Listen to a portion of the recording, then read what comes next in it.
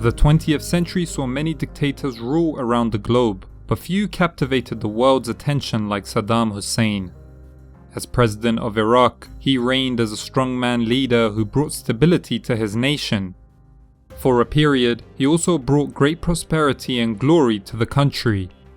But all this came at a price, as a cult of personality emerged in which ordinary Iraqis were required to almost worship Saddam or suffer the consequences. His totalitarian state ensured that millions of Iraqis lived in constant fear of falling foul of the regime. At the same time, Saddam made certain decisions that took the country to the brink of ruin. Despite the fact he held an entire nation hostage to his will and whims, remarkably, he is often remembered nowadays in a positive light. Join me as I explore the life of Saddam Hussein to try to understand how such a development could take place.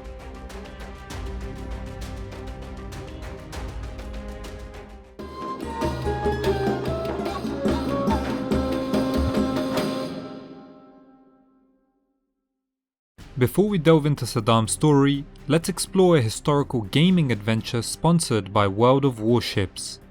Saddam's invasion of Iran in late 1980 might have been more successful had he retained dominance of the Persian Gulf. But the Iranians prevented this by destroying Iraq's naval capabilities with Operation Morvarid in November 1980. You can experience the same sense of strategic command with World of Warships, a tactical team-based shooter revolving around naval warfare, with 650 historically accurate ships spread across 13 nations. The game has excellent graphics and includes various ship classes, including destroyers, cruisers, aircraft carriers, and battleships. With World of Warships, you get to relive history as you partake in legendary battles that shaped the course of the modern world. My favorite thing about the game is that it's historically accurate. All the ships are based on actual blueprints, giving you a genuine experience of naval battles from the first half of the 20th century. The game even features the destroyer Muavnet, which served in the Turkish Navy. Not to mention, you can expect new content every month. Available on both PC and console. For Hikmah History viewers, there's a special offer. Click the link in the description and use the code WARSHIPS. It contains 500 doubloons, 7 days premium, 2 million credits, tier 4 ships, and even 6 skill point commander.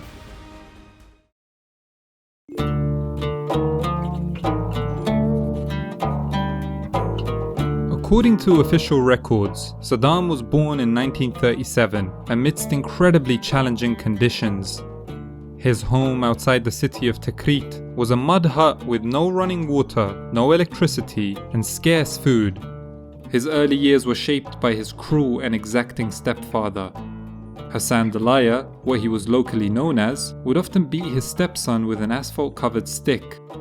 Saddam would be rescued from his life of poverty when he was 10 years old and sent to live with his uncle Khairullah Talfa in Tikrit. He was a school teacher and former army officer. Under his tutelage, Saddam learned to read, write, and spell his own name. He also learned about Iraq's complicated and contentious place on the world stage. World War I had brought an end to 400 years of Ottoman domination of the Middle East. The victorious allies, France and Great Britain, were quick to dismantle the empire and carve up the Middle Eastern territories for themselves. The borders of modern-day Iraq were created by Europeans to serve the interests of Europeans, with little thought given to the entrenched rivalries and bitter tensions between the tribes and ethnic groups in the region. Throughout the 30s, 40s, and 50s, the young nation of Iraq was locked in a ceaseless cycle of political intrigue. It was within this tumultuous environment that a teenage Saddam Hussein experienced his political awakening. In 1955, Saddam moved with his uncle to the capital Baghdad. Under the influence of his uncle Khairullah, Saddam became a supporter of the Ba'ath Party. Small in size but potent in purpose, the Ba'ath Party was a secular organization whose main goals included the unification of Arab nations under one banner and the elimination of imperialist influence over the Middle East. Like most Iraqis, Saddam came to resent the British colonial intrusion of their nation, their monopolization of Iraq's oil resources, and the local lackeys that peddled their propaganda. He sought to make himself useful to the Ba'athist cause, but the poorly educated country boy wasn't much of an intellectual, so he served as street muscle for the local party cells by participating in anti-government demonstrations and forming a gang that prowled the suburbs and intimidated shop owners. In the summer of 1958, the young nation of Iraq was upended by its most violent political upheaval yet. On July 14th, a faction of disgruntled army officers stormed the royal palace and hauled the Iraqi monarchy out into the courtyard. The royal family, men, women and children, were massacred under the morning sun. The new government, led by a stern-faced army officer named General Abdul Karim Qasim, filled its ranks with Ba'athists. General Qasim, keen to preserve his newly acquired power, shunned the pan-Arabic aspirations of the Ba'athists. This enraged the Ba'athists, who felt they had been betrayed. No sooner had General Qasim taken the reins of power than he too was marked for death. To carry out the deed, the Ba'athists needed a triggerman. A hit squad was formed around Saddam, and meticulous plans were made to carry out the assassination on October 7, 1959 in the capital. But when the big day came, Saddam and his conspirators forgot the carefully choreographed plan and began spraying shots wildly into the street. A short gunfight ensued in which one of the assassins was killed, Qasim took a bullet in the shoulder and arm, and young Saddam was shot in the leg.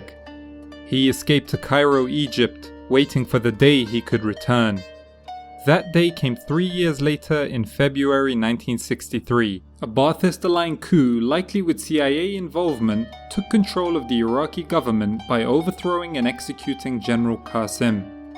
Upon his return to Iraq, Saddam married his first cousin, Sajida Talfa, the daughter of Uncle Khairallah. As Saddam's family was growing, so too did his political ambitions. His uncle's old friend, Ahmad Hassan al-Bakr, had become the prime minister of the country and actively pursued a policy of nepotism by appointing fellow Tikritis to important positions, so he took Saddam under his wing as a bodyguard and confidant. But later that year, there was another coup as President Abdul Salam Arif purged the Ba'athist party from the government on account of their infighting. Less than a year later, Saddam found himself behind bars, credibly accused of a plot against the government. He spent 2 years imprisoned before staging a daring escape in 1966. The Ba'athists were already plotting their return to power, and in the summer of 1968, they struck. The so-called July Revolution was the fourth coup of its kind in less than a decade. Ahmad Hassan al-Bakr, Saddam Hussein's mentor and benefactor, was named president of the new regime, and he brought his energetic protege along for the ride. By the age of 31, Saddam was essentially the second most powerful person in Iraq. As the Deputy Secretary of the Revolutionary Command Council, he appointed political commissars within the officers' corps that bypassed the chain of command and reported directly to him. With the military firmly in his grip, Saddam set his sights on the Iraqi population itself, as he transformed the country into a totalitarian police state.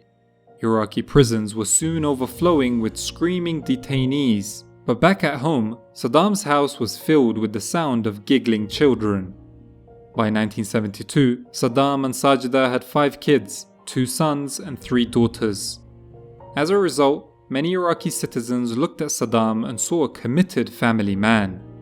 In reality, Saddam spent very little time at home, preferring the company of sycophants and informants as he held court in opulent Baghdadi nightclubs. He developed a taste for tailored suits, expensive cars, and rich food. But as Saddam's waistline expanded, so too did his visions for the country. These visions would be funded by oil money. Iraq has some of the most abundant oil and natural gas fields on the planet. But from its discovery in 1927, the revenue from it flowed out of the country, as the British-run IPC, the Iraq Petroleum Company, had secured exclusive rights to drill for the black gold liquid. Previous Iraqi governments had tried and failed to reclaim its financial sovereignty, but it was Saddam Hussein who succeeded when he concluded a deal to nationalize the IPC in 1972. That sudden windfall allowed the government to spend huge amounts of money on social programs, construction projects, welfare, and education. For the first time in a long time, life was getting better for people in Iraq. And with great wealth came the need to protect it. He signed a dizzying series of armed deals with foreign countries throughout the 1970s. In the span of just a few years, Iraq's military became a formidable, fully modern force. Saddam's nationalization of the oil industry, modernization of the military, and expansion of social infrastructure turned him into a superstar. As his television appearances became ubiquitous, the foundations of his cult of personality were starting to form. It was an open secret that Saddam Hussein was substantially more popular than President al-Bakr himself. By the late 1970s, Saddam believed his old mentor had been a useful figurehead, but now that he had attained full control over the military, the party, and the state security, Saddam no longer had a need for the aging patriarch. So, on the evening of July 16, 1979, Saddam Hussein visited President al-Bakr at the presidential palace. There he gave al-Bakr an ultimatum: step aside or else. Saddam was now the new Iraqi president at just 42 years of age. To ensure the longevity of his new regime, he would need to purge the Ba'ath Party of anybody who stood in his way. So on July 2, 1979, less than a week after al-Bakr's resignation, Saddam called a meeting of all the senior Ba'ath Party leadership. There, he told them that he had uncovered a plot against the government by party members who were inside the building. One of the alleged leaders of the conspiracy, the ex-president's secretary who happened to be tortured beforehand, then read out 68 names of party members that were apparently involved in the plot. Over the next few weeks, these men were tried and sentences were given out, with many set to be executed. But no sooner had he achieved absolute power and prosperity than it began to slowly turn to ash in his palms. In 1979, a populist Islamic movement, rallying under the banner of an exiled Shia cleric named Ayatollah Ruhollah Khomeini, swept the Iranian monarchy aside and established a theocratic republic in Tehran. Ayatollah Khomeini had been vocal about the exportation of his unique brand of Islamic fundamentalism to the rest of the Middle East. This was a big problem for Saddam. The roots of the danger lay in Iraq's demographics. Despite being ruled by an entrenched Sunni minority, Iraq's population was predominantly Shia.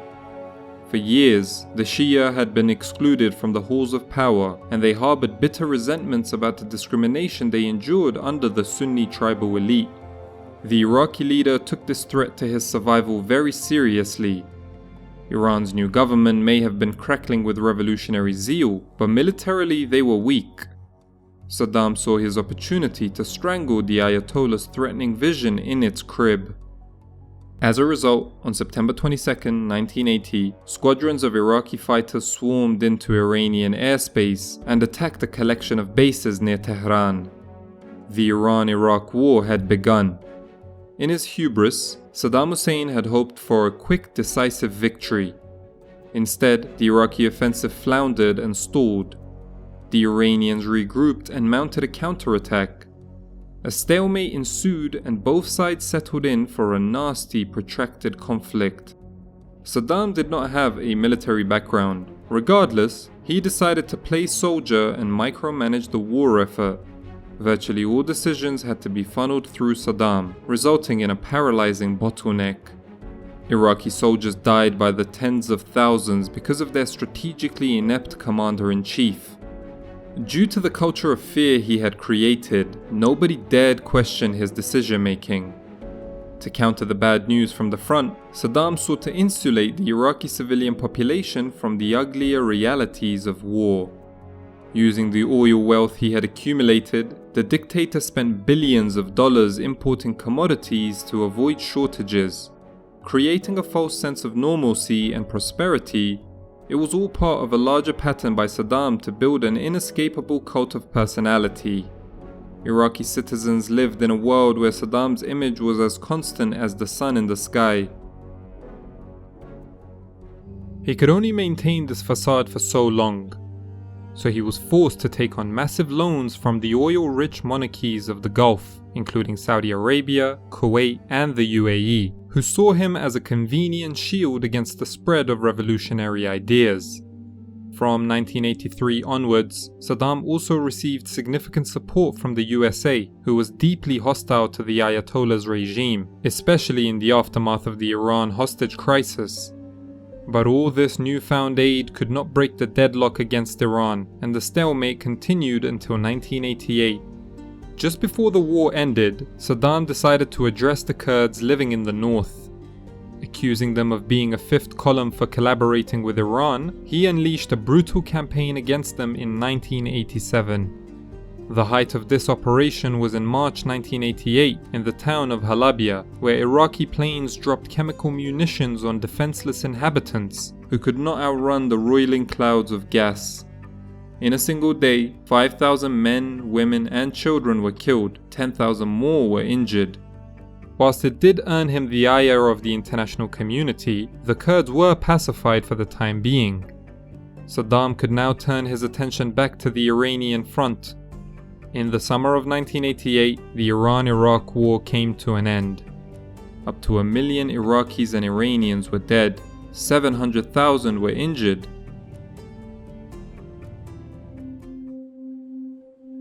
More importantly, the war had left Iraq in financial ruin. Cost estimates for rebuilding the country's infrastructure hovered at over $200 billion, a staggering amount that Iraq's annual oil revenues of $13 billion could never hope to alleviate. Saddam's only hope of slipping the economic noose was to convince the Gulf sheikhs to forgive the debt. In his view, Iraq had acted as their shield against the Ayatollah's revolution. But they were unmoved by Saddam's pleas. The Gulf states refused to forgive the debt, so his anger quickly settled on one country in particular, Kuwait. In August 1990, Saddam invaded Kuwait. Iraq had the fourth largest army in the world at this point, so the Kuwaitis stood no chance, capitulating within weeks. Saddam now found himself in control of over 20% of the world's oil supplies. But his jubilation would soon turn to dismay as the international community reacted furiously. I've made an entire separate video on the Gulf War conflict, so we won't go into much detail here, but here are the summary notes. Economic sanctions were placed on Iraq, and the UN called for an unconditional withdrawal from Kuwait. Saddam ignored all these calls, so America started assembling a massive international coalition against the Iraqi dictator. In January 1991, the coalition forces struck and rained death on the Iraqis. 6 weeks later, happy that Saddam's military capability was obliterated, the US-backed coalition declared a ceasefire. All told, the Gulf War was a colossal defeat for Saddam. Emboldened by Saddam's resounding defeat in Kuwait, Kurdish and Shia elements of Iraq rose up in revolt against the dictator. Ultimately, the 1991 uprisings failed, and Saddam Hussein had proven that on his home turf, no challenger could overcome his will to remain in power.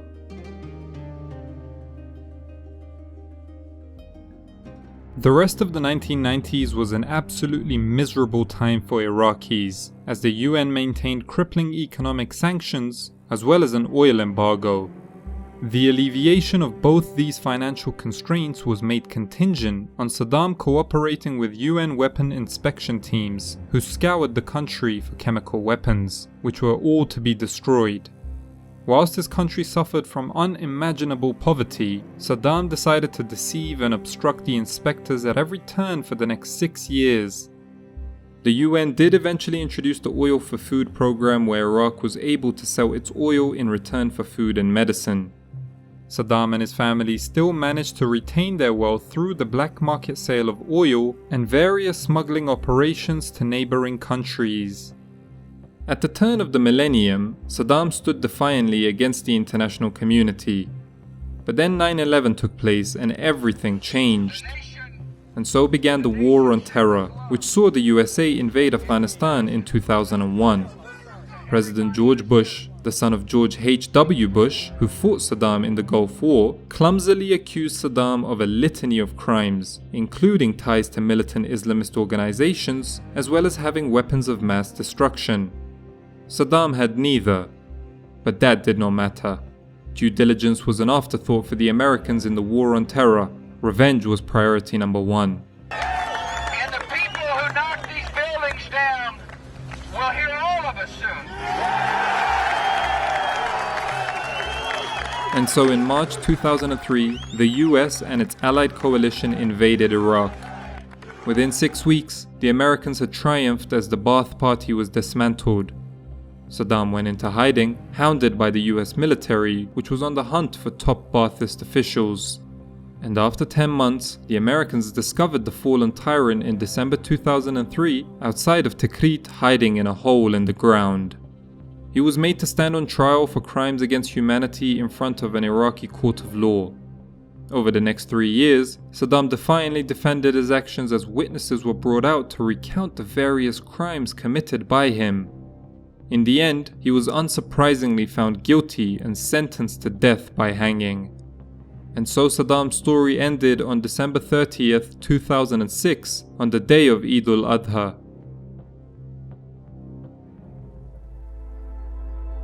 Today, Saddam's legacy has made somewhat of a resurgence. Many Arabs around the world hold him in high esteem, seeing the dictator as a strong leader who was capable of maintaining security and stability in his country. To be fair, if you look at the state of Iraq since he's been toppled, it's not hard to see why people think that. The country has been stuck in a cycle of violence and poor governance since 2003. Sectarian and ethnic tensions seem poised to slip Iraq into a civil war. But Iraq's current state should not blind us from objective history. It is true, Saddam brought a degree of stability and even prosperity, with his remarkable achievements in the 1970s being a testament of that. But he also brought economic ruin to the country, arguably leaving it in worse shape than he found it in. Saddam prioritized his own self-interests over that of Iraq. Yes, he was a strongman ruler who stabilized the country, but this stability was exploited to enforce his will over the Iraqi people. And as he consistently showed throughout his reign, his will was not directed by doing what was best for his people. Thank you guys for watching. I want to give a big shout out to Zach from Conflicted, a history podcast which goes into detail about interesting episodes of the past, such as the partition of India and the Afghan-Soviet War. As usual, thank you to my patrons for your continued support. Until next time, peace!